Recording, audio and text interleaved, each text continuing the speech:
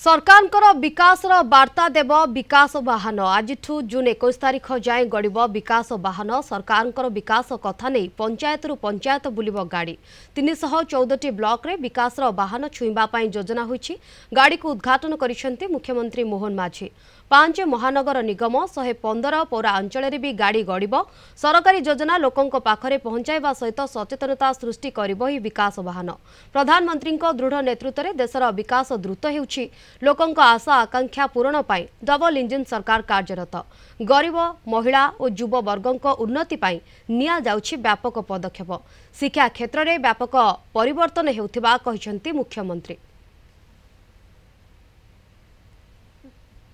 एक संभावनार राज्य हिसाब से जहाँ मोदी जी आमको ये गुरुदायित्व देइछंती एवं मार्गदर्शन करुछंती से आधार रे निश्चित भाव में आम सरकार आगामी दिन मानकर मध्य लोकंकर आशा आकांक्षा को पूरण करने सहित ओडिशा को एक अर्थनैतिक दृष्टिकोण एक समृद्ध ओडिशा रे परिणत करने जो विजन डॉक्यूमेंट तैयारी करिछंती ता निश्चित भाव में साकार हबो।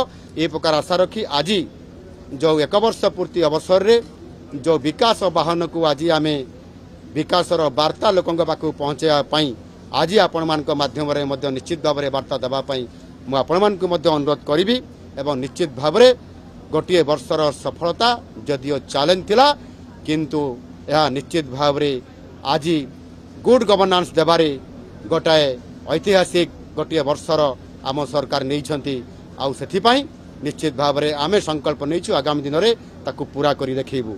आमर जो खसड़ा अच्छी आमे 5 वर्ष पर आमको मैंडेट देइछंती आमे 5 वर्ष न पूर्ण आमे 4 वर्ष रे आमर जो प्रतिश्रुति जहाँ देइछु जहाँ लक्ष्य रखिथिलु लोकंक पाखरे से कार्य को आमे 4 वर्ष भितर आमे कंप्लीट करबो। ए प्रकार निष्पत्ति नहीं आमे काम करूछु। एथर आमे जहाँ टार्गेट रखिथिलु से टार्गेट को आमे 70-80% अचीव करिछु। आउ 20% अच्छी से 20% को आमे भितर करिबु।